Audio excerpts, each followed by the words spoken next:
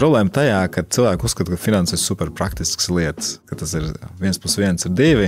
Skaitīt naudu. Kaut ko Excelī ielikt un kaut ko paplānot uz nākamajiem mēnešiem vai gadiem, un ar to viss beidzās. Un kaut kur mācēt sakrāt naudu un investēt. Patiesībā tie ir tikai knapi 20% no tā visa. 80% atslēga patiesībā iekšējais stāvoklis. Mēs ar praktiskām zināšanām kaut kur tiksim visu laiku uz priekšu, bet būs vienā brīdī siena. Un tas vairs nav arī par to, cik tev daudz naudas ir, vai tev ir nepietiekama naudas tavā uztverē. Cilvēki, kuriem pārliek daudz naudas. Patiesībā tiem, kuriem ļoti daudz naudas, viņiem ir cits problēmas. Un viņiem pat lielāks problēmas nekā tiem, kuriem nav naudas. Praksē miljonāri arī. Viņi saka man, Kristapes, man dienā ir 100 domu par naudu. Visas ir ar vienu fonu, bailes pazaudēt. Veselība čupā, attiecības čupā, daudz kompensācijas mehānismu ikdienā. Ja? Nauda ir, bet vispārējais pietrūkst. Patiesībā kaut kur tiem, kuriem ir tā lielā nauda un viņi nav strādājuši savu iekšējo psiholoģiju, viņi to neapzina, viņiem pat kaut kur patiesībā dzīvē ir daudz grūtāk.